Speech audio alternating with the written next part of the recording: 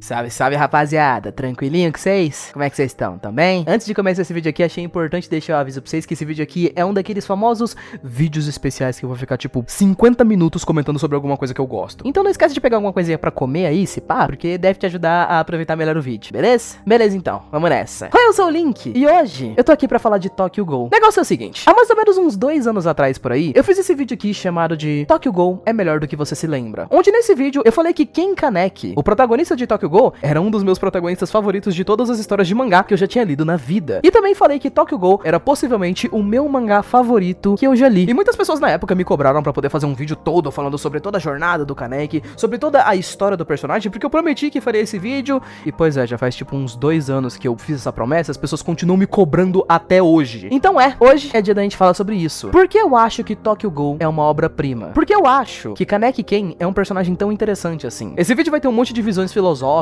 e papinho triste, filosófico sobre o mundo e tal, então, em geral, acho que vai ser um vídeo bastante diferente do que eu geralmente faço aqui no canal. Então não esquece de se inscrever aqui antes da gente começar, por sinal, pra poder me ajudar a continuar com o meu trabalho aqui, beleza, gente? E tendo dito isso, vamos lá. Por que Tokyo Ghoul é uma obra-prima? E toda a jornada do personagem Ken Kaneki no mundo de Tokyo Ghoul. Senta aí e vamos nessa. Vem comigo. Me diga então. Tá legal então. Primeiro, que é Tokyo Ghoul? Ghoul. Acho que a forma mais fácil de resumir isso daqui seria simplesmente dizer pra vocês que essa daqui é uma história sobre ghouls que vivem em Tóquio. Sim, é um pleonasmo, mas não tem como dizer muita coisa com esse nome aqui, né? Pra aqueles que nunca ouviram falar de ghouls, essas aqui são criaturas geralmente mitológicas muito conhecidas no folclore japonês, mas que aqui em Tokyo Ghoul são representadas de uma outra forma um pouco diferente. Ghouls aqui são criaturas um pouquinho diferentes em geral dos seres humanos, mas que possuem praticamente as mesmas bases, digamos assim. Eles se parecem com seres humanos, eles têm gêneros como seres humanos, falam, pensam, são praticamente todos idênticos, com as diferenças de que ghouls em geral têm células e um tipo de corpo um pouco diferente, digamos assim. Ghouls não podem se alimentar em geral da comida que seres humanos se alimentam, como comidas derivadas de carne de outras espécies ou outros tipos de coisa. Não, eles apenas podem se alimentar de carne que vem de seres humanos. Qualquer outro tipo de comida faz mal ao organismo deles, deixa eles mais fracos e tem gosto de bosta pra eles também, por alguma razão. Sei lá, não me pergunta por quê, mano, pergunta pro criador. Ghouls também tem algumas outras diferenças, quando, por exemplo, quando eles comem alguma coisa, ou então quando eles estão em combate, os olhos deles ficam completamente pretos com as pupilas vermelhas. Como então, o fato de que o corpo deles é diferente, sendo mais resistente do que um corpo normal, podendo pular, saltar, nadar e fazer outras atividades físicas mais rápido. Eles também possuem uma espécie de regeneração que fica mais forte quanto mais eles se alimentam. E todos os ghouls em geral possuem desde o nascimento uma coisinha chamada de Kaguni, que é tipo uma cauda do Naruto, sabe? Cada ghoul possui uma de um tipo diferente, um braço, uma perna diferente, todas elas são brilhantes e é quase como se fosse um órgão retrátil. Eu juro pra vocês que eu falei essa palavra, mas eu nem sei exatamente o que significa retrátil, vou ter que buscar no Google isso aqui, calma. Enfim, quase como se fosse um órgão que eles conseguem tirar pra fora e depois colocar pra dentro quando eles quiserem, pra poder esconder. Dentro desse mundo aqui de Tokyo Ghoul, uma guerra de 2 mundos acontece há milênios, ghouls e humanos. Os humanos possuem de seu lado, por exemplo, investigadores e a organização da CCG, que é a organização de soldados, basicamente, que lutam contra ghouls ativamente, enquanto eles se escondem na sociedade humana, tentando ali fingirem que também são seres humanos, enquanto aos poucos, né, vão comendo seres humanos e tentando sobreviver numa boa. Outros ghouls, no entanto, também são malignos e matam pessoas por prazer. E é no meio de todo esse mundo que conhecemos Kaneki Ken, nosso maravilhoso menino que graças a ele tem a abertura Unrival, que é só a abertura mais pica do mundo dos animes que existe. Enfim, Kaneki é um moleque que no início da história acabou de fazer 18 anos. Ele faz faculdade e é o tipo de protagonista mais clichê que você consegue imaginar. Ele é tímido, betinha, tem um cabelinho pra baixo e é um rapaz de poucos amigos. Na verdade, poucos amigos é um elogio. Ele tem tipo um amigo, na verdade, chamado de Nagashika Hide, um moleque que conhece ele desde que ele era pequeno. Em geral, a razão pela qual Kaneki é solitário como ele é, e meio deprê também, é bastante também pela forma como ele foi criado. Kaneki não foi criado com um pai e uma mãe. A gente não sabe basicamente nada sobre o pai dele dentro da história, mas sabemos que por algum tempo ele foi criado apenas pela sua mãe, que ela é uma mulher extremamente cansada, que trabalhava em 2 empregos e mesmo assim ganhava pouco, e tinha pouco tempo pra poder passar com o filho, mas ela ainda também tentava ajudar ele, e por conta desse estresse de fazer 1 milhão de coisas ao mesmo tempo, a mãe dele morreu quando ele tinha cerca de tipo 6, 7 anos de idade, fazendo com que o moleque fosse criado praticamente sozinho. Justamente por conta disso, ele é bastante solitário, não fala muito com pessoas e prefere ficar lendo livros e ficar meio afastado da sociedade. E graças à forma como a mãe do Kaneki agia, Kaneki acabou crescendo com uma convicção super parecida, digamos assim, com a dela. Essa convicção pode ser resumida em uma única frase: prefira ser ferido ao ferir outras pessoas. Prestem bastante atenção nessa frase e guardem ela em geral, porque além dela ser o mais próximo que o personagem personagem do Kaneki tem como um senso de justiça e uma coisa que ele tenta seguir o máximo em todos os capítulos da história, essa frase e a convicção dele de mundo em geral, conforme a história for avançando, ela vai aos poucos se transformando, mudando e evoluindo. Enfim, basicamente, ele é emo. E assim como toda boa história de um anime que a gente tem, é óbvio que essa história aqui também tem que começar com o nosso grande protagonista indo atrás de mulher. E ainda por cima a gente tá falando de uma história de tragédia, olha só que coisa. O Kaneki de vez em quando, com o amigo dele, o Hide, eles frequentam uma cafeteria chamada de Anteiko, e aí lá o Kaneki conhece uma menina chamada de Rize, que ele acha muito gata, pomposinha, cabelo roxo, e vai atrás dela. Isso é claro até a parte da noite onde ele descobre que na verdade ela era um gol, que queria botar ele no menu premium ali da noite, e ela quase mata ele se não fosse um acidente misterioso, onde umas vigas caem do quinto dos infernos e acertam tanto a Rize quanto o Kaneki, que tem boa parte dos seus órgãos internos ali destroçados, mas como os órgãos da garota ainda estavam intactos, né, porque ela era um gol, os doutores decidem fazer uma cirurgia onde eles pegam os órgãos da garota e transplantam pro Kaneki. Isso faz com que, obviamente, né, depois do primeiro episódio da história, nós começamos essa trama onde o Kaneki lentamente se torna um gol. Seguindo pro episódio 2, 3 e em diante, Kaneki começa a faltar na faculdade, porque afinal de contas, né, ele virou um gol, então ele não pode mais comer comida humana, mas ao mesmo tempo ele não pode simplesmente começar a matar pessoas pra poder comer elas por aí. Ele começa aos poucos, assim, a ficar meio maluco das ideias, até que ele encontra aquela mesma cafeteria, a Anteiko, e a proposta da história começa aos pouquinhos a ir se formando. Kaneki descobre que essa cafeteria aqui, a Anteiko, na verdade era um lugar onde um monte de ghouls trabalham disfarçados como seres humanos. Principalmente pelo fato de que, como eu falei pra vocês, tem algumas coisinhas que humanos podem consumir que os ghouls também podem. Uma dessas coisas, inclusive, é café. Então os ghouls também podem beber café. Aquela cafeteria ali tem um monte de clientes ghouls e também de clientes humanos. E é justamente ali que o Kaneki vai sendo lentamente introduzido no mundo dos ghouls à força, né? Já que agora ele é um ghoul e não tem muito o que fazer. Ali na cafeteria, Kaneki aprende um pouco mais sobre como se disfarçar no mundo dos humanos. E ali ele também conhece os primeiros ghouls com quem de fato ele tem contato, né? Afinal de contas, pra todos os humanos, os ghouls são meio que tipo só uns bichos que parecem com eles, mas na verdade são malignos e tal, tipo como se fossem uns doppelganger, sabe? Kaneki conhece pessoas como, por exemplo, Touka Kirishima, uma adolescente mais ou menos uns 2 anos mais nova que ele e que ele acha muito bonita. Ela é uma colegial, agressiva, bruta pra caramba, luta muito bem, tem simplesmente a Kagune mais maneira da história, que é uma azazona que fica nas costas dela, nossa, muito pica. Enfim, apesar de ter um passado bastante brutal em geral, Touka também é uma pessoa gentil. Tudo aqui é bastante construído em geral, pelo menos dentro da Anteiko, para que o Kaneki vá conhecendo, digamos assim, os ghouls, vendo também como eles têm muitos lados humanos, por exemplo. Apesar de Touka ter o seu passado extremamente ruim com os seres humanos em geral, ela ainda assim vai pra escola e tem várias grandes amigas que ela tem ali no colégio. Inclusive, uma personagem que tem bastante destaque é a melhor amiga dela, que sempre faz umas comidas ali pra Touka e tudo mais, e ela sempre come essas comidas que são feitas pela amiga dela. Lembrando, inclusive, que comida de seres humanos pra ghouls tem gosto de bosta. E mesmo assim ela come pra poder não desvalorizar o esforço da sua amiga. Vários outros ghouls que o Kaneki vai conhecendo ali, ele vai construindo uma amizade bastante forte, como por exemplo, Hinami Fueguchi. Essa daqui é uma menininha que na época do começo da história tem apenas 12 anos de idade. Ela é basicamente uma criança que sempre teve interesse em leitura e em ler livros, mas como a língua japonesa é muito difícil, né, e ela é um ghoul, ela nunca teve a oportunidade de ir pra escola. E ela também não tem praticamente nenhum amigo por conta disso, porque o pai dela, que é um ghoul, trabalha com umas coisas meio distantes, então ele tem que ficar sempre longe da filha, e a mãe dela e ela ficam sempre viajando por aí pra poderem despistar a polícia, esse tipo de coisa. Então, ela passa um tempo ali na Anteiko e o Kaneki faz muita amizade com ela, porque é quase como se ele visse ela como uma irmãzinha mais nova, é bastante fofo. Ele também faz amizade com a mãe da Hinami, que é uma mulher chamada de Ryoko Fueguchi, e com um homem chamado de Renji Yomo, um brother gostoso para uma desgraça. Nossa, que peitoral. Ui. E que tem uma cena que eu acho bastante massa pela primeira parte da história, que é mostrado como Yomo e o pessoal da Anteiko conseguem os corpos de pessoas que eles comem em geral. Ele basicamente vai até uma ponte onde as pessoas geralmente costumam se jogar e pega o corpo das pessoas que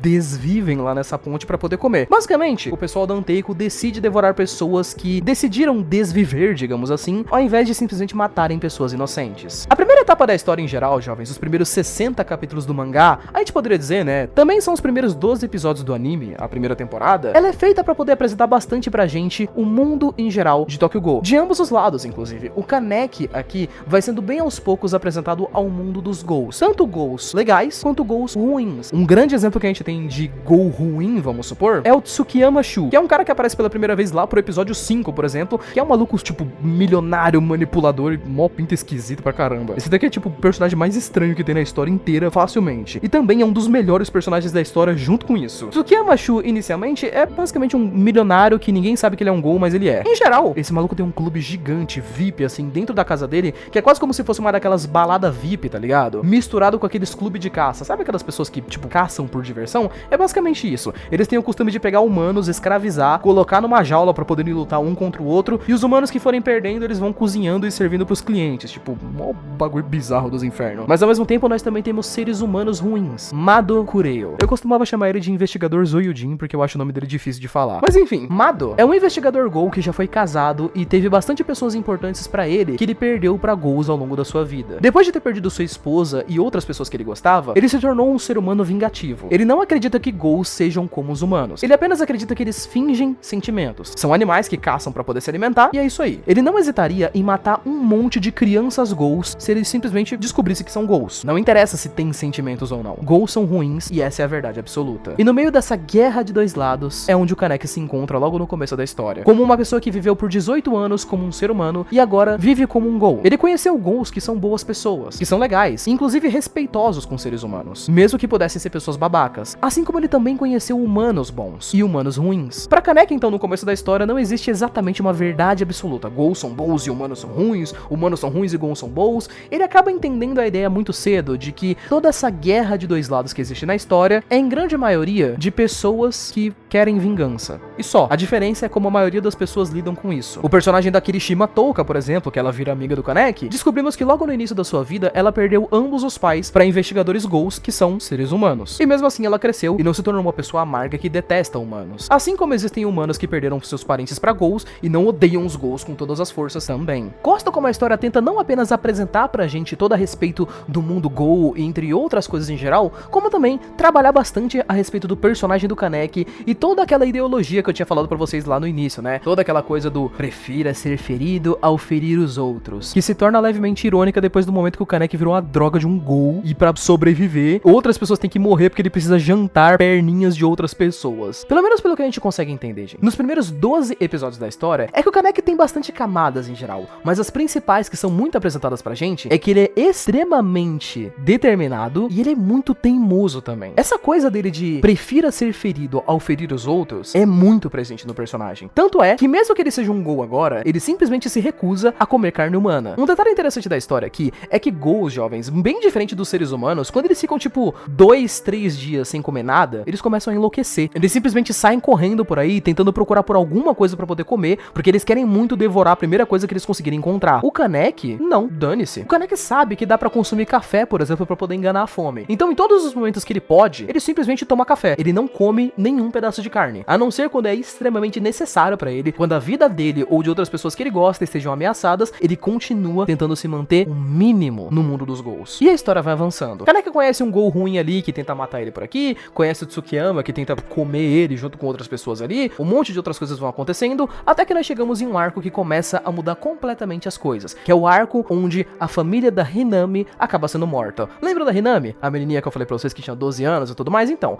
o pai dela meio que vai de Vasco nesse arco, e a mãe dela também meio que vai de Vasco nesse arco. Tudo isso por conta de dois investigadores. O primeiro deles é aquele investigador Mado que eu tinha falado pra vocês, né, o Zaroyu, e o outro deles é um brother chamado de Amon Koutaro. Esse personagem aqui é pica, moleque. Nossa, que maluco gostoso. Ele é extremamente importante pra história do Kaneki como um todo, e ele é quase como se fosse um paralelo do Kaneki, digamos assim. Ele é o Kaneki, só que do lado humano. Os caras encontram umas pistas aqui e ali enquanto eles procuravam por um Ghoul, e eles matam o pai da Hinami, depois eles matam a mãe da Hinami, e um monte de coisas maneiras aqui vão acontecendo. Porque o mangá começa a introduzir aquela ideia que eu tinha falado pra vocês, sabe? Sobre vingança. Como todo mundo da família da Hinami é morta, isso deixa a Touka extremamente revoltada, aí ela vai lá, ataca a CCG e acaba matando alguns amigos do Amon Koutaro. Detalhe, os amigos do Amon não tinham, tipo, nada a ver com o que aconteceu com os pais da Hinami, então é só uma rapaziada inocente que também morreu por causa de nada. Por conta disso ter acontecido, o Amon Koutaro fica puto também. E aí, novamente, tem toda uma situaçãozinha de guerra rolando, onde ninguém ganha nada. Durante esse arco de guerra, é a primeira vez que Kaneki e Amon Koutaro se enfrentam em geral. E existe toda essa visão e essa convicção deles, basicamente, se batendo uma contra a outra. O Amon, que acabou de perder alguns amigos dele e tá buscando por justiça, porque agora ele acha realmente que Ghouls são só uns caras maus que matam por nenhuma razão, e o Kaneki, que já tem uma visão um pouco diferente do mundo. Segundo a visão dele de mundo atual da história, não são apenas os humanos que estão destruindo o mundo, vocês também estão. Rola toda uma luta entre o Kaneki e o Amon em geral, onde o Kaneki vence, só que não consegue controlar muito bem o seu poder. Então ele tem que se segurar bastante pra poder não matar o Amon. Ele inclusive chora até em um momento, pedindo pro Amon fugir e tal, porque ele não queria se tornar um assassino. Afinal de contas, né, já falei pra vocês, a convicção do Kaneki e tal,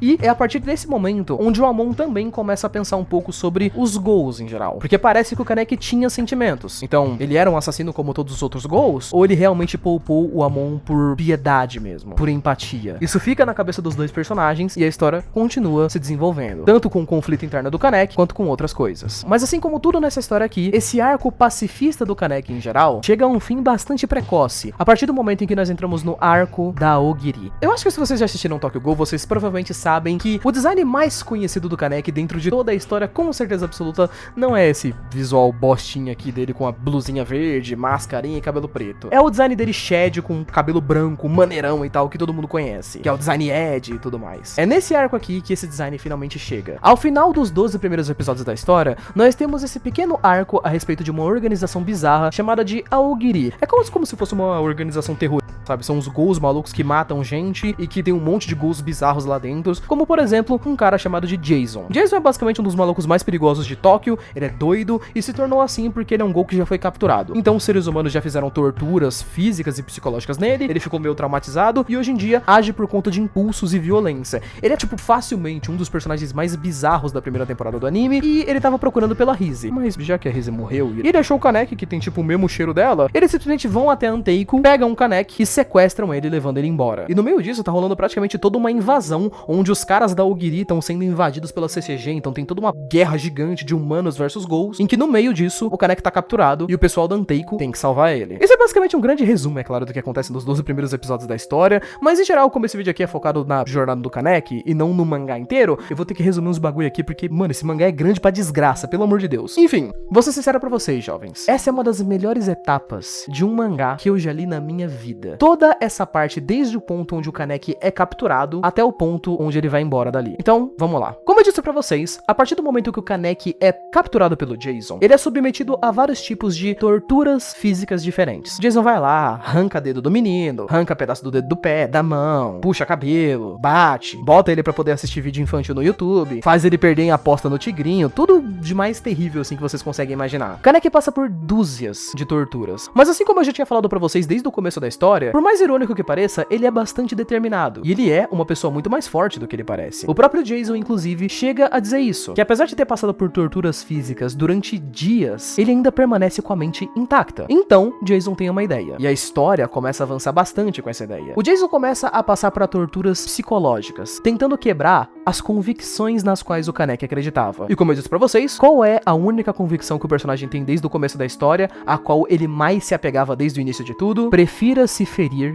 ao ferir outras pessoas. Eu gosto muito porque, tanto no mangá quanto no anime, esse momento da tortura é perfeito. No mangá, o Jason decide fazer o seguinte: ele traz duas pessoas pra perto do Kaneki, uma mãe e um filho que ainda é um bebê. Enquanto que no anime, ele traz uma namorada e um namorado, que tem inclusive o seu peso, porque os dois estavam tentando ajudar o Kaneki a fugir, dando esperança pra ele. E sendo capturados, o Kaneki meio que entra em desespero, porque ele não vai conseguir fugir. O Jason dá basicamente uma ideia aqui pro Kaneki. Ele vai matar uma dessas pessoas, e o Kaneki tem que decidir qual delas vai morrer. Se o Kaneki não for capaz de decidir qual dessas pessoas morre, então ele vai matar as duas, tanto a mãe quanto o filho, enquanto que no anime, tanto o namorado quanto a namorada. Eu acho essa cena massa, por conta do quão ela é única e funciona especificamente pro Kaneki em geral. Porque pra qualquer outra pessoa, a resposta aqui é meio óbvia, né? A partir do momento que o Jason oferece essa proposta, a mãe da criança já começa a gritar direto pro Kaneki: me escolhe, porque aí meu filho vai sair vivo. Assim como no anime, o namorado já começa diretamente a gritar pro Kaneki: me escolhe pra minha namorada ficar viva e eu morro no lugar dela, tá tudo bem. Mas, pro Kaneki em específico, essa é uma decisão ridiculamente difícil, quase que beirando o impossível. Durante o anime em geral, toda essa cena e esses momentos pesados, eles acontecem em uma mescla de coisas que vão rolando no episódio 11 em geral e também no episódio 12. E é muito massa porque vai rolando uma mescla de 3 tipos de coisas diferentes que estão acontecendo aqui, em geral, que são, primeiro, o mundo real, com todas as torturas e coisas bizarras ali no mundo real acontecendo. Número 2, flashbacks que estão acontecendo na cabeça do Kaneki, constantes a respeito da infância dele, da forma como ele foi criado e por que exatamente ele acredita que ser ferido ao invés de ferir outras pessoas é realmente algo tão vantajoso assim. E terceiro, uma conversa mental muito íntima entre ele e, ironicamente, ele mesmo. Só que uma coisa engraçada sobre o personagem do Kaneki é que ele não consegue exatamente se enxergar como sendo uma pessoa forte. Então, quando ele conversa consigo mesmo dentro da sua cabeça, ele não se vê como ele mesmo. Ele se vê como aquela figura da Rise, que é aquela menina que tentou matar ele lá no primeiro episódio. Que todo mundo falava que a Rise era bastante forte em geral, então é quase como se ele tivesse criado essa mística dentro da cabeça dele, que a Rise ainda tá viva, só que dentro do corpo dele. Então essa conversa mental é toda a respeito dela, tirando muito forte uma com a cara dele sobre como ele é um bostinha e as coisas só deram todas errado porque ele é fraco, e ela mostrando um monte de pequenas memórias na cabeça dele de coisas que ele acha que ele acredita. Até aos poucos começar a quebrar um pouco essa convicção que ele tem de mundo. Por quê? Se ferir é melhor do que ferir outras pessoas. Porque isso é egoísta, certo? Mas ser um pouco egoísta é realmente uma coisa errada? Kaneki então vê dezenas e dezenas de memórias da mãe dele, onde ele continua explicando sobre como a mãe dele vivia, como ela trabalhava em 2 empregos. Vemos cenas, por exemplo, de uma irmã dela vindo pedir dinheiro. E o Kaneki até fala, essa é uma tia minha que vinha pedir dinheiro às vezes e tal, a gente sempre dava dinheiro pra ela, mesmo que minha mãe não tivesse muita condição. E por ter se esforçado tanto pra poder ajudar todas as pessoas ao redor dela, a mãe do Kaneki morreu cedo. E é nesse ponto que, percebendo a situação, que pouco a pouco o Kaneki começa a notar que a mãe dele era extremamente parecida com ele, na verdade. Que parecia que ela não era boa com todo mundo, porque isso era a coisa certa a se fazer. Mas, na verdade, porque ela era uma pessoa solitária. E com medo de que as pessoas abandonassem ela era boazinha com todo mundo, porque se ela fosse boa com todo mundo, ninguém ia abandonar ela nunca. Então ele começa a chegar a essa conclusão de que ser ferido ao invés de ferir outras pessoas é uma mentira descarada que ele acreditava. Na realidade, não conseguir escolher entre coisas que ele acha e não acha certo, entre ser ou não ser um pouco egoísta, não é força, é fraqueza. E é então que tem uma diferença muito brutal, inclusive, jovens, entre a cena que acontece no anime em geral e a cena que acontece no mangá. Eu me lembro até hoje, mano, que quando eu assisti essa cena no anime, pela primeira vez eu vou falar pra vocês que eu achei pica, vai, tipo, ele pega o corpo da Rise, né, que ele considerava como força dele, ele vai lá, devora esse corpo, fica umas pétalas vermelhas, mó bonito no episódio final do anime, e aí o cabelo dele fica branco do nada, enquanto ele finalmente aceita e fala que ele é um Gol. E é mó cena cinemática, bonitona e tal, só que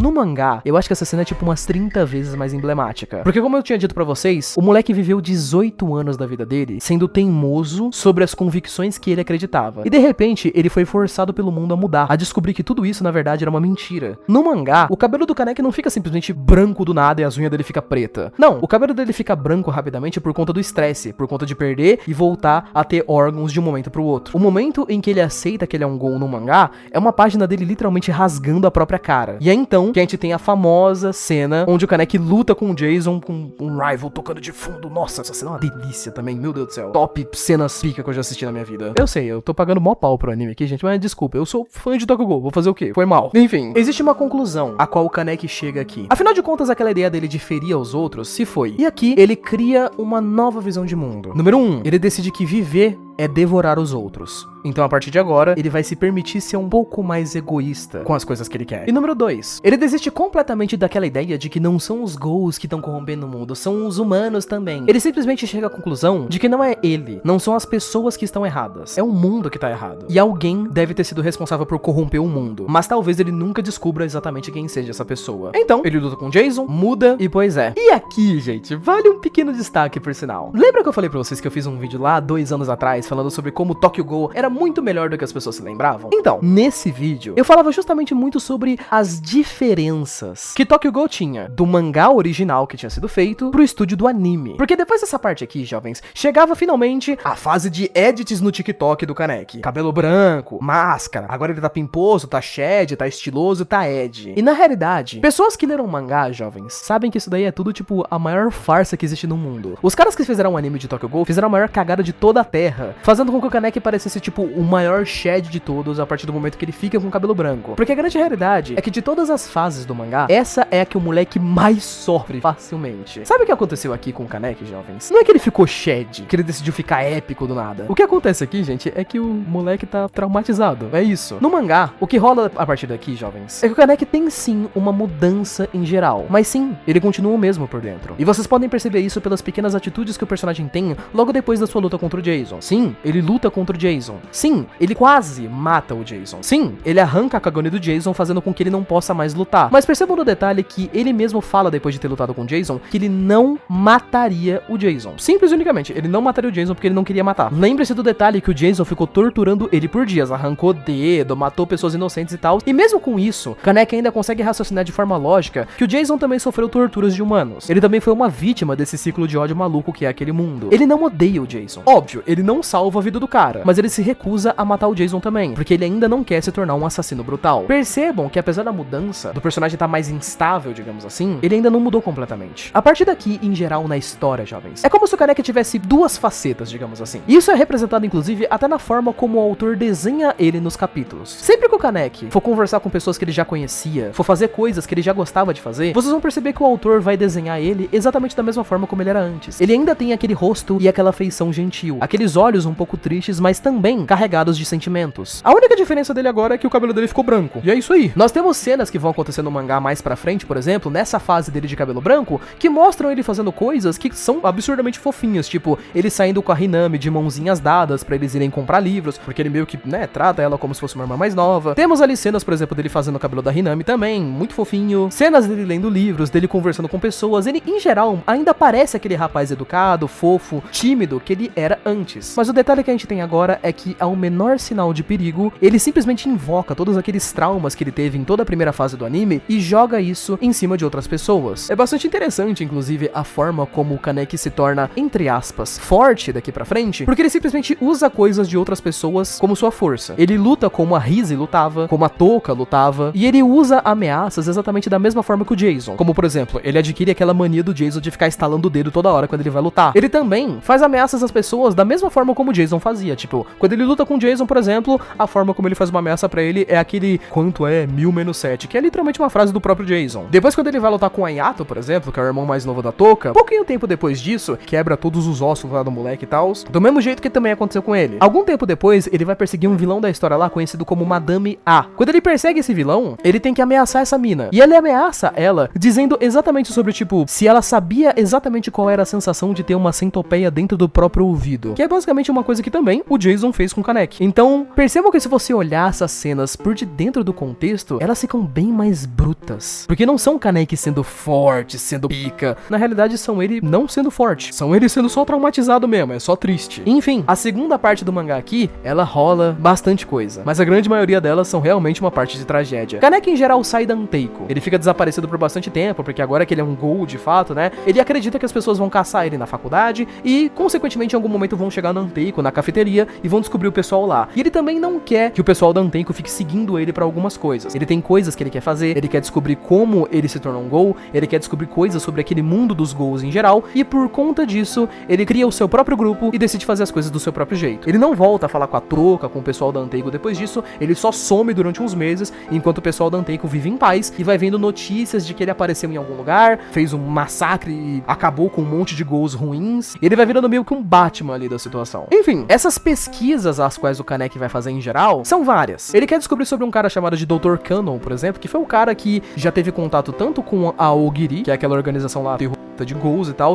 tanto quanto com a CCG, porque caso ele tenha contato com essa rapaziada, talvez ele descubra que tem corrupção no mundo dos gols, um monte de coisas de subtramas muito picas, eu não vou contar aqui que eu tô com preguiça. Assim como ao mesmo tempo, ele vai descobrindo sobre a cirurgia, ele vai descobrindo sobre a Ogiri, ele vai investigando várias coisas, enquanto que o grupo que o Kaneki formou em geral, pra aqueles que não se lembram ou que nunca viram pela parte do mangá, tem esse brother aqui chamado de Banjo. Ele é um amigo forte e maneiro que o Kaneki fez, ele não é exatamente muito bom em combate, só que ele é mó gente boa. Também temos os 3 amigos do Banjo que sempre ficam andando com ele, que são só uns 3 carinhas de máscara. O próprio Tsukiyama Shun, inclusive, que por mais que ele fosse um psicopata que queria matar o Kaneki e que não fosse confiável, ele ainda era forte, então o Kaneki conseguia meio que utilizar dele ali pra ser um cara legal pro grupo. E também, de vez em quando, a Hinami aparece nesse grupo aqui, o Kaneki leva ela pra umas missões pra ela trabalhar meio que como uma localizadora ali, como um GPS, digamos assim, ambulante. Algumas coisas pequenas e grandes vão acontecendo ali, uns pontos legais que vão rolando dentro da história são, por exemplo, o Kaneki, ao invés de comer seres humanos, como eu já tinha falado pra vocês que ele é teimoso, ele começa a devorar simplesmente simplesmente gols que ele considera pessoas ruins. Ele vira tipo um justiceiro, sabe? Um anti-herói. Devorando outros gols em geral, ele acaba se fortalecendo um pouco, desbloqueando uma espécie de poder conhecido como Kakuja. Essa é uma forma que os gols têm que deixa eles meio fora de si em geral, e vai despertando poderes novos neles. Quando ele pega esse poder pela primeira vez, inclusive, ele acaba atacando um dos aliados dele e fica se sentindo bastante culpado depois disso. Depois do arco onde ele desperta esse poder e acaba machucando um dos amigos dele, tem toda uma sequência bastante fofinha em geral, onde a Hinami decide tentar animar o Kaneki, levando ele pra comprar livros e tal, e um monte de outras coisas vão acontecendo. Dentro desse arco, inclusive, o Kaneki descobre que a Rize, a menina que tinha tentado matar ele, ainda estava viva em geral, né? Mas ela tinha sido capturada pelo Yomo-san, lá da Anteiko. Ele consegue conversar com a Rize de novo em algum momento, mas mesmo assim, ela simplesmente não é mais a mesma pessoa. Acho essa cena massa, inclusive, porque quando o Kaneki encontra a Rize, é uma coisa meio engraçada, porque soa como se ele realmente lá no fundo acreditasse que, tipo, ela era parte da força dele. Lembra que eu falei que tem toda aquela cena que ele fica conversando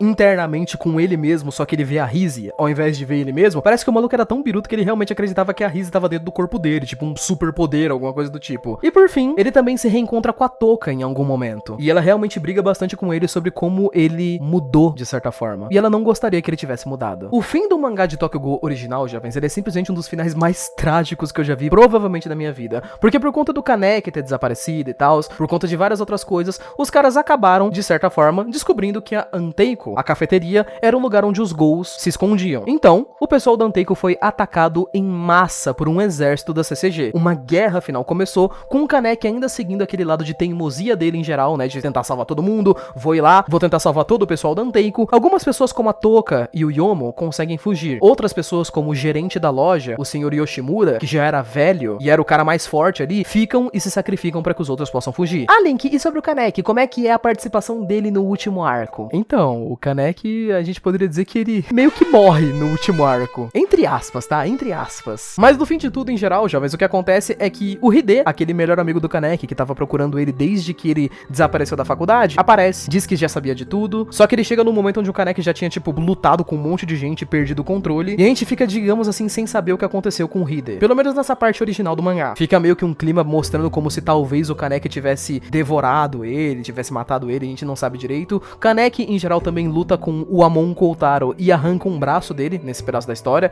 É bastante tenso, um monte de personagens vão caindo e morrendo em geral, e no fim de tudo, Kaneki se encontra e se esbarra com um cara conhecido como o Ceifador, Arima Kisho, o melhor investigador da CCG que existe. Basicamente isso daqui é o que, gente? O boss final. E o Kaneki, que já tava levemente sem cérebro, tentou fazer o quê? Tentou rushar o boss final. Ele levou uma surra, mano. Mas uma surra, meu Deus do céu. Kaneki foi aniquilado pelo Arima. A única coisa que ele conseguiu fazer foi quebrar o óculos do cara. E ainda foi meio que na cagada, por sinal. O fim do mangá original, Kaneki leva um buraco na barriga, perde os 2 olhos, fazendo com que ele tenha 2 buracos gigantes no cérebro, que começa lentamente a se regenerar, mas fazendo com que ele tenha severos traumas na cabeça. Alguns anos depois, foi lançado Tokyo Ghoul RE, com o intuito de finalizar a história, e essa seria meio que a etapa Shippuden, digamos assim, de Tokyo Ghoul, que é a continuação que de fato se encarregou de terminar tudo com uma chave de ouro impecável. Principalmente para as pessoas que simplesmente imaginavam que o Kaneki só, tipo, tinha morrido no final de Tokyo Ghoul. Que era tipo eu, por exemplo, que fiquei com uma depressão triste achando que o Kaneki tinha morrido no final da história. Enfim, Tokyo Ghoul RE. Logo no início de Tokyo Ghoul RE, a gente finalmente, depois de alguns anos esperando pelo lançamento do mangá, entendíamos o que de fato tinha acontecido com o Kaneki. Que no final da história de Tokyo Ghoul original tinha terminado com 19 anos, e aqui nós conhecíamos um moleque de 21 anos de idade, conhecido como Raize Sasaki. Que, nossa, o rosto dele parece levemente familiar. É o Kaneki, gente. Vocês acreditam, inclusive, que quando o anime de Tokyo Ghoul RE foi lançado, tinha gente que acreditava que esse aqui não era o Kaneki, mano? Tipo, tinha gente que achava que, sei lá, era um clone dele, um primo dele, alguma coisa assim. Meu Deus do céu, mano, as pessoas são idiotas mesmo. Enfim, o nome desse moleque aqui é Raize Sasaki. E óbvio, ele é o Ken Kaneki. Depois de ter tomado aqueles 2 buracos na cabeça em geral, jovens, Kaneki foi capturado pela CCG, mas, graças aos buracos no cérebro, ele acabou perdendo completamente a sua memória. Ele não se lembra dos últimos 19 anos que ele teve na sua vida. Então, aos poucos, ele começou a se lembrar de algumas coisas básicas, como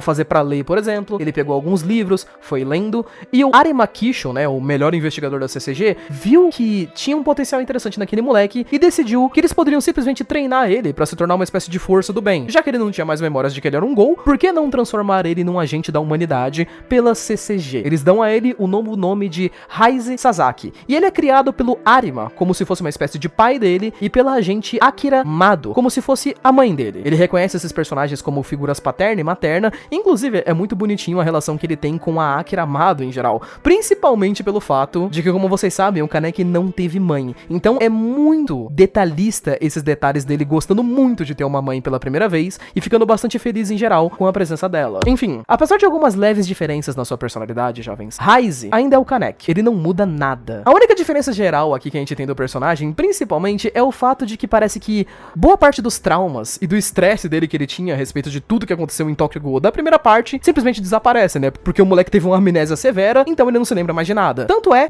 que desde o comecinho ali da história, o cabelo dele começa a crescer de novo na cor preta, aos pouquinhos conforme a história vai passando. Você pega ali o primeiro capítulo do Tokyo Ghoul, ele tá com algumas mechas de cabelo preto, e aí quanto mais você vai avançando, mais o cabelo dele vai voltando a crescer na cor que tinha antes, lá no comecinho da história, porque o estresse dele e os traumas com Jason, os Ghouls e tudo mais, estavam aos pouquinhos desaparecendo. Aqui, Raize Sasaki é líder de um esquadrão da CCG conhecido como Quinks, em geral, né? São um monte de humanos que foram injetados com coisas de Ghoul, em geral, quase como se eles fossem, tipo, umas novas versões do Kaneki, digamos assim, só que aprovado pela CCG e aprovado pelo governo. Corrupção em massa, tá aí, vambora, seguimos em frente. No início, inclusive, todo esse pessoal do esquadrão das Quinks, eles são pé no saco na história, porque todos eles são muito insuportáveis. Tem uma personagem ali que parece a Hatsune Miku, que ela não trabalha, tem um cara que mente pra caramba, um outro cara que é legalzinho, só que meio inútil, e uma mina ali que também tem umas paradas bizarras por detrás e tal, mas aos pouquinhos eles vão todos se tornando ótimos personagens maravilhosos, que vão se tornando como se fosse uma espécie de segunda família pro Kaneki, depois de toda aquela etapa com os Ghouls que foi se passando. Raize, em geral, jovens, ele sabe que ele foi o Kaneki, e isso incomoda profundamente o fato de que, tipo, ele só não sabe como foram os últimos 19 anos da vida dele. Acho esses detalhes muito sutis, por exemplo, que a gente tem na história, jovens, mas se vocês voltarem pro Tokyo Ghoul original, por exemplo, é dito pelo melhor amigo dele, o Hide, que cresceu a vida toda com o Kaneki, que o Kaneki não sabe mentir. Toda vez que o Kaneki mente, ele tem a mania de colocar a mão no queixo. E lá no Tokyo Ghoul Rei, mesmo que ele não tenha as memórias dele, é legal ver que ele ainda mantém alguns detalhes, tipo,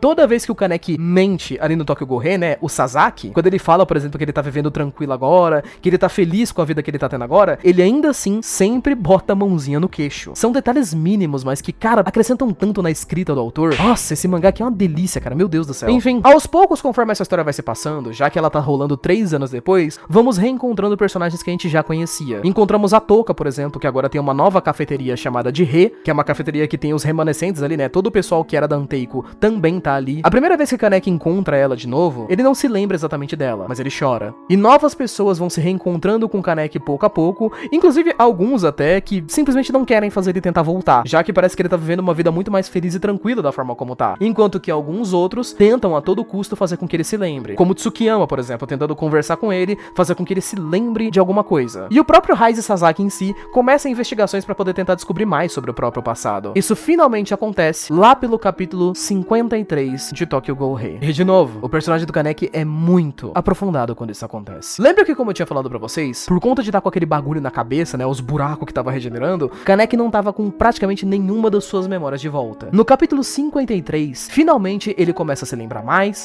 e é como se começasse a rolar, mano, uma luta mental dentro da cabeça do boneco, com um monte de brigas a respeito das personalidades dele. A forma como o Raize Sasaki, por exemplo, pensa em uma coisa, Kaneki pensa em outra, ele tem exatamente os mesmos medos, por exemplo, que ele tinha desde o começo, tipo, Raize Sasaki é uma personalidade nova que o Kaneki criou, né? Ele é meio que uma coisa, digamos assim, que surgiu porque o Kaneki tá sem as memórias. Então o Raize, ele tem medo que se ele se lembrar de quem ele era antes, o Raize Sasaki deixe de existir. Ao mesmo tempo que ele quer se lembrar de tudo, porque ele sente que ele não tá feliz vivendo no meio de uma mentira que ele não sabe os últimos anos da vida dele. Ele não sabe quem ele conhecia e quem ele era. Gosto muito, inclusive, de que quando o Raize conversa com o Kaneki como criança, dá pra ver que no subconsciente da cabeça dele, o Kaneki se enxerga como simplesmente uma criança de cabelo branco. Gosto muito de como a personalidade que todo mundo considera como a mais forte do Kaneki, na mente dele, ele enxerga como uma criança, como fraca, em geral. Maneiro, né? Enfim, depois de todo o fim dessa conversa, nós aprendemos duas coisas olhando a mente do Kaneki pela primeira vez. A primeira delas é que ele finalmente se lembra da grande parte da vida dele. Todas as coisas. Até mesmo as que ele provavelmente tinha esquecido por conta de trauma. Por exemplo, ele se lembra de que quando era criança, a mãe dele, aquela que ele tinha uma visão super idealizada de como ela se esforçava muito pelos outros e tudo mais, ela sempre descontava a raiva e o estresse dela batendo nele pacas. E ele nunca se lembrava disso, provavelmente também por conta de trauma. E uma outra coisa da qual ele se lembra, é uma coisa que o Kaneki nunca tinha mostrado em toda a parte inicial da história, que um dos maiores desejos dele era morrer de forma heróica. Isso era algo que ele gostaria de ser capaz de fazer. E é então que finalmente no capítulo 54, Kaneki volta à vida, com uma nova personalidade que a gente poderia dizer, conhecida como Black Reaper. Reaper. Aqui, ele muda mais uma vez completamente. Agora, ele não se baseia mais no Jason, na Rizzy ou em outras pessoas que ele conheceu na primeira parte da história, mas sim na personalidade e na visão do Arima Kisho, que foi o cara que derrotou ele, que matou ele e 2 anos depois também criou ele como se fosse tipo um filho 2.0. Ele até mesmo começa a usar óculos, deixa o cabelo e o visual bastante parecido com o do Arima em geral. E nessa parte da história é a mais visível, digamos assim, como por conta de ter recuperado todas as suas memórias, inclusive memórias ruins sobre a mãe dele, sobre o passado, o Kaneki parece só ficar tipo revoltadaço aqui. Ele trata todo mundo com um desdém absurdo, detesta tudo, detesta a mãe, o passado, os amigos, todo mundo. Isso se reflete na personagem mais agressiva dele que a gente tem dentro da história. Quase como se fosse um ponto de respiro onde o personagem soltasse toda a raiva e o ódio que ele guardou por bastante tempo, pra então lentamente começar a se acalmar e mostrar que na realidade ele ainda tava com um plano por detrás das panos. Como a gente tá falando de uma história aqui, gente, que você passa tipo 3, 4 anos depois da história original, você se lembra da Hinami? Aquela personagenzinha que eu falei pra vocês, muito fofa e tudo mais, né? Que agora já tava com cerca de uns 17, 18 anos aqui em Tokyo Ghoul Re. Então, a história da trama deu uma boa corrida ali no começo do Re, nos primeiros 50 capítulos, e a Hinami acabou sendo capturada pela CCG. Ela tinha uma execução marcada, ou seja, uma data pra poder ser morta, e o que acontece é que o Kaneki fica esperando uma cota de tempo, um momento em que a base da CCG fique desprotegida, pra assim ele trair o pessoal da CCG todo, ir lá e salvar a Hinami, deixando ela fugir, mas com o preço de que dentro daquela prisão estava Arima Kisho,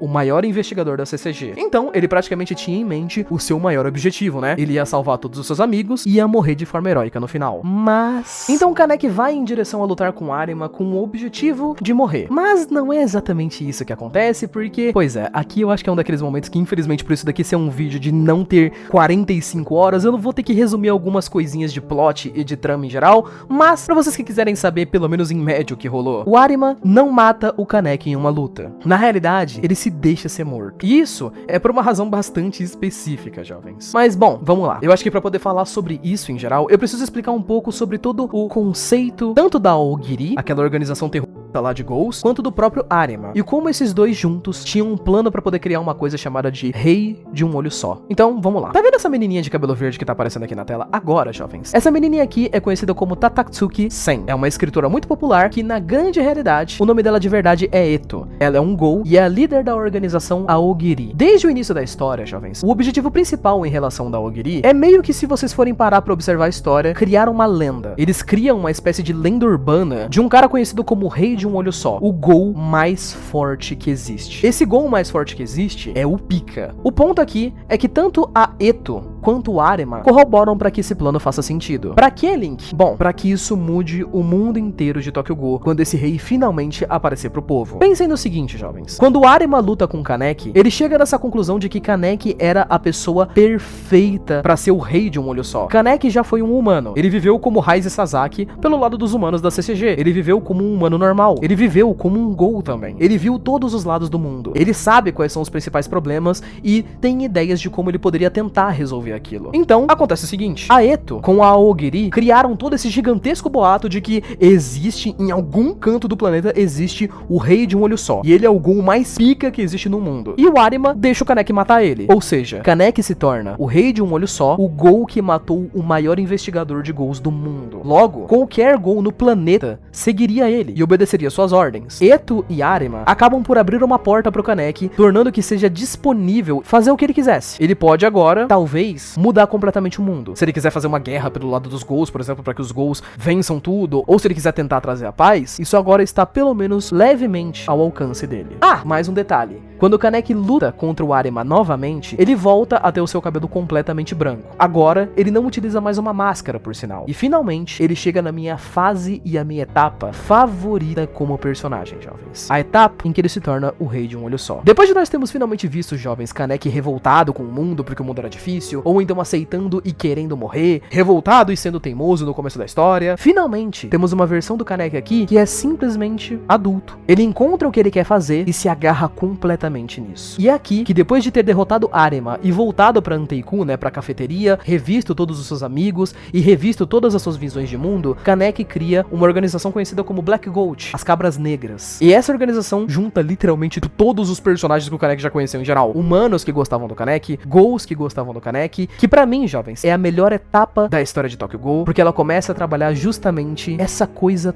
toda de ciclo de ódio, que tava lá desde o começo da história, mas só agora vai começar a ser resolvida. Pra você que já acompanhou qualquer tipo de história de mangá em geral, talvez, vocês provavelmente devem saber o que significa, né, histórias que trabalham ciclo de ódio. Falando de uma forma um pouco mais direta, imagina que você tem um grupo A e um grupo B de pessoas. Tem uma pessoa do grupo B que fez alguma coisa ruim pra você, tipo, sei lá, ela machucou sua mãe, seu pai, pessoas que você gostava. Aí, você fica com raiva, você quer se vingar, então você vai lá e se vinga. Você machuca uma pessoa do grupo B também. Quando você machuca essa pessoa, mais pessoas vão se vingar do grupo A, e aí vão se vingar do grupo B, e essa coisa vai ficar indo e voltando infinitamente em o que a gente pode chamar de um ciclo de ódio. Esse tipo de coisa acontece o tempo inteiro na vida real, em vários e vários âmbitos diferentes. E muitas histórias já trabalharam esse tipo de história em ciclo em geral, trabalhando a ideia de como tudo, no fim das contas, é baseado em vingança. Aqui, Tokyo Ghoul decide criar uma saída bastante interessante, utilizando o Kaneki como ponte. Depois que ele cria, jovens, a Black Gold, por exemplo, muitas coisas acontecem e personagens que a gente nunca imaginou que poderiam sentar pra conversar, podem. Como, por exemplo, vocês lembram que lá no comecinho da história do Tokyo Ghoul, eu falei pra vocês que a Toka, né, que tava com raiva porque o pai e a mãe da Hinami tinham morrido, ela foi lá e matou um investigador que era inocente, e que esse investigador era amigo do Amon Koutaro? Então, em tese, era pra Toka e o Amon Koutaro se odiarem, né? Pois é, aqui eles finalmente podem se sentar, podem conversar, porque o Amon tá vivo também. Tem um monte de outros plots que eu não tenho tempo pra poder contar aqui nesse vídeo, mas o Amon tá vivo e agora ele também se tornou um Ghoul em geral. Então ele finalmente pode se sentar com a Toka e eles podem falar sobre aqueles parceiros que morreram. Não como se eles simplesmente se perdoassem um ao outro como se nada tivesse acontecido, mas Amon entende as razões da Toka. Toka entende as razões do Amon. Eles não simplesmente saem se matando. Eles conseguem sentar, conversar, e até mesmo o próprio Kaneki, depois de ter enfrentado o Amon, tipo,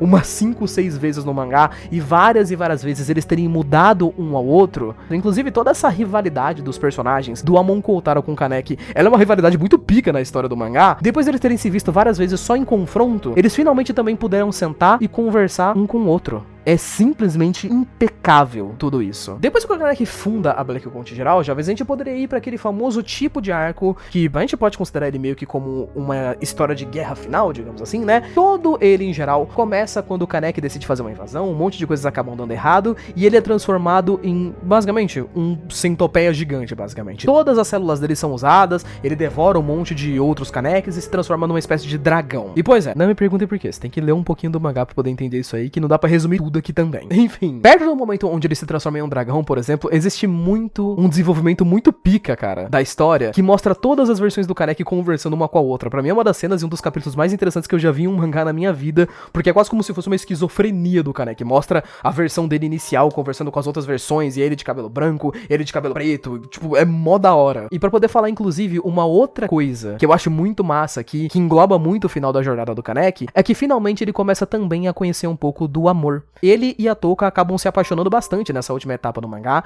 Eles se conhecem, eles se apaixonam. A Toka fica grávida de uma filhinha do Kaneki, e eles inclusive se casam no subterrâneo enquanto a própria Black Gold tá fundada. Então, são momentos muito bonitinhos e muito quentinhos no coração, que vão levando pra todo um último arco que parece que vai ter aquele clima total de desespero e tudo mais, mas na grande realidade, esse último arco trata o Kaneki com uma maturidade muito grande, muito forte. É a primeira vez em toda a história, jovens, onde o Kaneki parece estar tranquilo, em paz consigo mesmo e com o mundo em geral. Ele pensa sobre as coisas de uma maneira um pouco mais simples. Por que ele, por exemplo, escolheu também defender os Ghouls ao invés de só ser mais um humano? Ele só fala que a maioria dos amigos que ele fez na vida dele foram Ghouls. E só isso. Várias outras coisas nesse último arco também são muito simplificadas por conta do quanto o Kaneki é simples. E o último arco, em geral, ele praticamente se encerra depois de toda uma grande pra caramba guerra final, com uma luta entre Kaneki e o vilão final, conhecido como Furuta. Eu não falei praticamente nada sobre esse vilão aqui nesse vídeo, porque o vídeo é todo focado no personagem do Kaneki, mas ele é como se fosse uma contraparte também do personagem. Esse vilão, o Furuta, ele era apaixonado pela Rise também, ele queria ter uma vida normal também, como o próprio Kaneki queria ter, mas assim como o Kaneki, ele foi jogado nessa beira de tragédias que é o mundo, e quando ele decidiu que nada na vida fazia muito sentido, por conta de como o mundo era, ele decidiu que ele destruiria o mundo inteiro, que ele faria o máximo de caos possível. Enquanto que o Kaneki, depois de ter descobrido essa mesma coisa, decidiu que tentaria mudar o mundo pra algo melhor. A conclusão da luta dele, jovens, é simplesmente um dos melhores fechamentos fechamentos de arco que eu já vi em uma história. Tentando resumir um pouco, lá no primeiro capítulo da história, quando o mangá começa, Kaneki tem uma frase de narração específica pra sua história. Ele diz que não se considera como um protagonista, mas se ele fosse protagonista de uma história, provavelmente ela seria uma tragédia. E desde o primeiro capítulo a gente já começa com aquela visão inicial bem esquisita lá que ele tinha, lembram? De que ele tava errado, o mundo tava só seguindo. Essa visão depois muda pra ele dizer que o mundo tava errado e corrompido. O mundo tava sendo corrompido por humanos e ghouls, aí depois todo mundo tava corrompendo o mundo. Essas visões dele vão mudando em geral. Viver é devorar pessoas? Ser egoísta? Ou então o jeito certo de viver é sendo gentil com todo mundo? Todas essas visões vão se comunando em uma só, onde no capítulo 176 ele faz uma espécie de pequeno discurso final pro Furuta. É dito pelo Furuta que o Kaneki não precisaria ter passado por todo esse papel de tanto sofrimento, de tanta gente ter morrido, de tanta bosta ter acontecido na vida dele, se ele simplesmente não tivesse encontrado a Rise lá naquele dia no capítulo 1. E ele diz que mesmo se ele soubesse todas essas coisas ruins iam acontecer, ele provavelmente faria isso mesmo. Porque tudo bem, coisas ruins podem ter acontecido, mas é por ele ter conhecido pessoas e ter vivido tanto que ele finalmente entendeu muitas coisas. Que o mundo não estava errado ou corrompido. O mundo simplesmente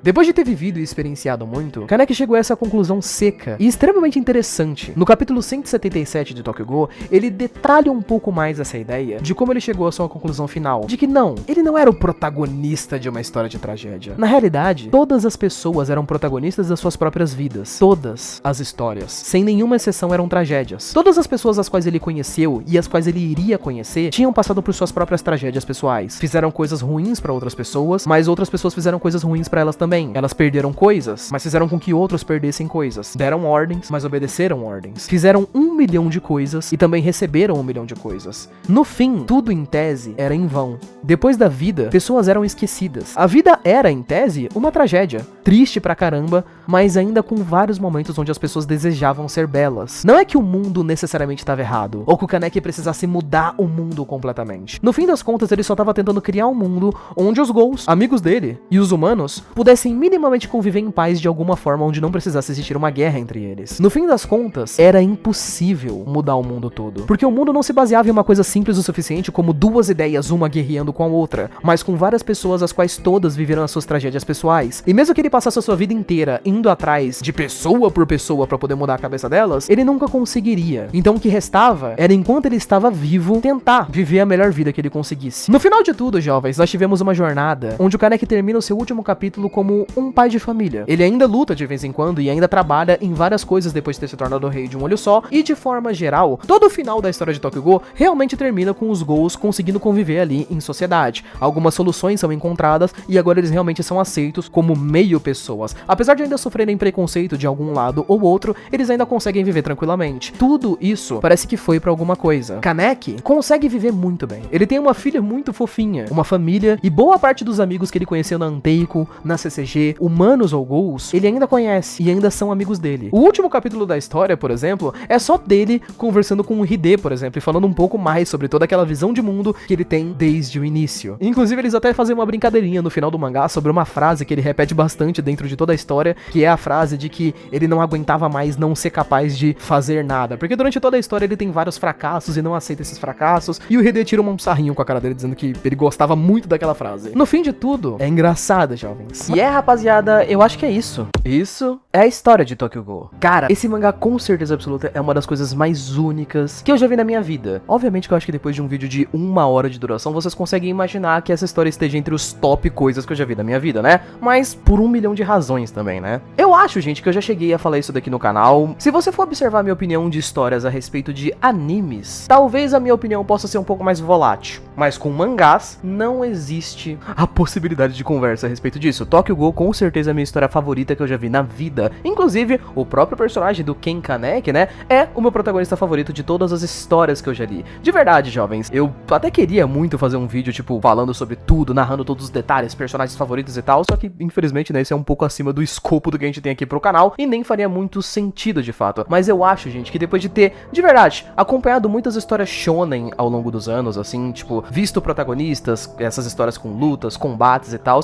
que inclusive, eu acho que Tokyo Ghoul nem é assim tão incrível no quesito de combates, pra poder ser sincero, tipo, as formas das Kagunis são muito legais e tal, os confrontos, alguns deles são muito maneiros, mas a maioria das lutas não é lá tão incrível assim, principalmente se você for olhar no mangá, né, tipo, o estilo de arte é super rabiscado e tal, é bem bonitão, só que não é como se fossem lutas estratégicas, e se você for pegar no anime também, o anime é uma porcaria, então não tem como a gente analisar direito as lutas de Tokyo Ghoul, mas de forma geral, sempre que a gente acompanha uma história dessas, meio parecida com Shonen, sabe, o protagonista tendo várias transformações, e muda a cor de cabelo e tudo mais, a gente já tá muito acostumado com algumas coisas específicas, sabe, eu acho que uma das principais pra mim, e que, cara, me deixa muito feliz com Tokyo Ghoul, é poder acompanhar essa história sabendo que ela tem um final legal. Eu acho que isso vale muito, tipo, eu até inclusive uso isso pra poder recomendar Tokyo Ghoul, sabe, falar que tipo, pode ler sim, pode ficar tranquilo, o final da história é bom, a metade é boa, tipo, a história toda é boa e ela vai terminar legal. Eu acho isso muito massa, porque a grande maioria das histórias shonen, querendo ou não, ela sempre tem aquele final meio meia boca, sabe, o final sempre é a parte mais difícil de fazer, e às vezes acaba sendo a parte que o autor mais se perde um pouco, de certa forma. Jujutsu Kaisen, Boku no Hero, Naruto, Bleach, várias outras histórias grandes, as pessoas sempre, sabe, desgostam um pouco do final, ou então acham que o autor se perdeu ali em um certo pedaço. Eu acho muito louco, cara, que Tokyo Ghoul tenha conseguido se manter assim, e é claro que ele também tem aquela fama um pouco ruim, né, um pouco deteriorada por conta da porcaria do anime que foi feito de Tokyo Ghoul, né. O anime de Tokyo Ghoul eu sei que muitas pessoas viram, muitas pessoas já deram uma olhada e tal, e ele tem ali os seus méritos, nos primeiros 12 episódios ele tem méritos, depois tudo é horrível, mas todo mundo que já viu sabe que o anime de Tokyo Ghoul, cara, ele é um resumo porco, mal feito e desrespeitoso do que toda a obra representa como um todo, sabe, tipo, ela pega todo o personagem do Kaneki, todo o arco de desenvolvimento dele, toda a história, todas as mensagens que a trama quer passar e transforma o Kaneki no personagem legal, caladão e Ed, sabe, tipo, claro, a gente não vai mentir e falar que o Kaneki não tem um pedaço Ed, algumas coisinhas maneirinhas ali e tal, sabe, ele é Dark Emo das trevas, mas ele não é só isso, sabe, o próprio Tokyo Ghoul em si já tem esse lado meio emo, o personagem nunca foi apenas isso e nunca vai ser apenas isso. O anime de Tokyo Ghoul, pra mim, o que é mais desrespeitoso a respeito dele, não é nem a forma como a animação dele não é bem feita, porque, vamos ser sinceros que a gente tem vários outros animes que, se a gente for pegar a ideia mesmo, tipo, alguns arcos ali da história de One Piece, por exemplo, né, que é o anime do pirata que estica, muito famoso e tal, ou do próprio Naruto, por exemplo, que é uma outra obra muito famosa, existem vários arcos dessas histórias grandes que não são tão bem animados, tão bem adaptados assim, quanto eu acho que essas histórias mereciam pelo tamanho que elas têm. Mas Tokyo Ghoul, o que mais me incomoda são os cortes que são feitos na história, porque muitos personagens, cara, tipo, até nos mínimos detalhes pra Tokyo Ghoul, como uma obra, por exemplo, é impressionante a quantidade de detalhismo, cara, tipo, não sei se vocês sabiam, mas um dos meus personagens favoritos da história é a Eto, por exemplo, né, que é a personagem lá, vilãzinha e tal, né, a líder da Ogiri, eu acho ela maravilhosa, cara, a Arima também acho ele incrível, a Toka eu acho impressionante, o Hide é um dos meus personagens favoritos também, gosto muito de como ele é aquele personagem que não precisa necessariamente ser forte, sabe, ele participa da história inteira sendo só um humano, ele nunca entra em combate, ele é inteligente pra caramba, é um dos melhores amigos do Kaneki, é um personagem simplesmente maravilhoso, e também junto com outros personagens, até algumas fórmulas que o autor faz, onde ele vai mudando o personagem, mesmo assim ele ainda é muito massa, tipo, eu gosto muito da Toka, por exemplo, que no começo do anime parece que ela vai ser aquele personagem parrudão, sabe, ela vai participar de vários combates e tal, e conforme a história vai avançando, ela vai indo pra um lado mais calmo, onde ela tem um emprego, ela forma uma família, ela vai seguindo pra um lado mais pacífico, e você continua gostando muito dela como personagem, porque de fato é bom ver esses personagens em paz. Tokyo Ghoul consegue fazer algumas coisas extremamente raras e específicas, como você gostar de ver os bonecos quando eles não lutam mais, quando eles param de entrar em combate. Eu acho uma característica extremamente rara de histórias você conseguir me fazer gostar da maioria dos personagens, sabe, gostar de grande parte da jornada e tudo mais. Eu acho que isso é completamente absurdo. E isso era necessário pra Tokyo Ghoul, já que a gente tá falando de uma história que queria retratar essa coisa da guerra de dois lados, sabe? Afinal de contas, a ideia era deixar os leitores meio tristes toda vez que acontecesse um grande conflito, né? Tipo, se dois grupos de personagens que são humanos e ghouls fossem entrar em confronto, algum personagem podia acabar morrendo, algum ser humano que é muito legal, ou algum ghoul que é muito legal. Você não podia ficar simplesmente torcendo pros humanos ganharem, ou pros ghouls ganharem também, matarem os humanos e tal, porque você vai passando capítulos na real, torcendo pra que esses personagens consigam se entender. É a mesma brisa do próprio Suzuya Juzo, por exemplo, sabe? Que quando ele é apresentado ele é mó edzão, sabe? Ele se veste igual o Jeff the Killer, tem umas cicatrizes, umas costuras e tudo mais, e aí de repente ele vai se tornando um personagem mais empático, o arco dele vai se desenvolvendo todo por uma parada de perdão, um amadurecimento, é tudo muito legal, mas principalmente a história e a jornada do Kaneki, eu acho que é uma das jornadas mais bonitas que eu já vi num mangá. Essa é a parte do vídeo onde acaba ficando meio filosófico, né, mano, mas não tem como. Tokyo Ghoul é aquele tipo de história que nesse ponto, ele muda um pouco até a forma como você vê o mundo, sabe? Todo esse desenvolvimento do arco do Kaneki, eu acho ele muito interessante, porque quando você chega no final, você entende entende que é tudo sobre o Kaneki procurando um culpado. De quem exatamente é a culpa dele tá passando pelas coisas que ele tá passando. Não é só o fato do mundo estar corrompido, é o fato da história dele ser uma tragédia, sabe? Ele precisa achar um culpado pra sua tragédia. Por que ele tá passando por isso? Porque as coisas estão ruins, porque o mundo não pode ser melhor. Então ele começa a procurar pequenos culpados, tipo, é o Dr. Cano que fez a cirurgia nele porque queria avançar a ciência, é uma organização específica, é a CCG, são os Ghouls, é a guerra, é o governo, e ele vai avançando cada vez mais até chegar num consenso de não conseguir encontrar um culpado exatamente. E em algum momento, nesse meio caminho, ele encontra paz de espírito nisso, sabe? É meio que a mesma brisa que a gente vai vendo ao redor da história, do tipo, a gente tem filhos de uma geração que eles estão vivendo com problemas e tudo mais, porque eles já vieram com esses problemas dos próprios pais, e esses pais trouxeram problemas dos avós, que trouxeram problema dos bisavós, e tipo, se você for pegar e fazer uma soma geral, é como se, ao mesmo tempo que todo mundo tem culpa de algumas coisas, ninguém tem culpa de nada, cada pessoa tem suas próprias tragédias, suas próprias perdas, seus próprios traumas e coisas que ela vai carregando ao longo da vida. Então, fundamentalmente no final, Kaneki acaba percebendo que é inútil odiar pessoas ou odiar coisas, porque isso não vai levar ele pra absolutamente nenhum lugar. Eu gosto muito dele chegando nessa paz e finalmente aceitando que os humanos e os Ghouls basicamente não tem uma guerra, são só várias pessoas vivendo tragédias diferentes e não conseguindo aceitar viver em paz. A própria história de Tokugou é interessante pra mim porque ela é uma das únicas que consegue trazer aquela paz momentânea que não necessariamente resolveu tudo no mundo de forma mágica, sabe? Tipo, não é como se de repente todas as nações e tudo que tivesse de ruim no mundo de Tokugou tivesse acabado. Ainda existem inimigos, ainda existem humanos que odeiam Ghouls e ainda existem Ghouls que detestam humanos. Mas o ponto no fim das contas não é esse, sabe? O ponto acaba sendo no final, o próprio protagonista atingindo a paz de espírito de certa forma, conseguindo viver uma vida em paz com a sua família, mesmo depois de ter cometido tragédias, de ter cometido pecados e de ter passado por eles. Acho que esses pequenos pontos são de fato o que torna Tokugou uma das, se não a melhor história de mangá que eu já presenciei em muito, mas muito tempo de fato. Eu não tenho o costume geralmente aqui do canal, principalmente nesse canal aqui de anime, de trazer vídeos com sentimentos únicos em geral. Eu gosto mais de fazer videozinhos engraçados pra vocês darem uma risada aqui e ali, mas, pois é, Tokugou é aquele tipo de história que me traz sensações, cara, muito diferentes. A forma como ele trata o mundo, as mensagens, a jornada do Kaneki desde um cara que achava que não conseguia mudar nada, até um cara que muda o mundo de várias pessoas, fazem dessa história com certeza absoluta minha favorita. E uma obra-prima, com certeza. Sem que nem todo mundo que conseguir assistir esse vídeo aqui vai conseguir captar alguns dos sentimentos de por que exatamente eu gosto tanto dessa história, ou do porquê acho ela tão especial. Mas espero que pelo menos algum de vocês que assistam aí, quem sabe não deem uma chance pra essa história, por terem achado a ideia interessante, ou pelo menos tenham se divertido com o vídeo. Mas bom, enfim, esse provavelmente é um dos vídeos mais legais e mais especiais que eu gostei de gravar aqui pro canal de anime, então, de qualquer jeito, espero que vocês tenham gostado de assistir. Muito obrigado por terem assistido até aqui, um beijo, abraço, eu falei até mais. Fui!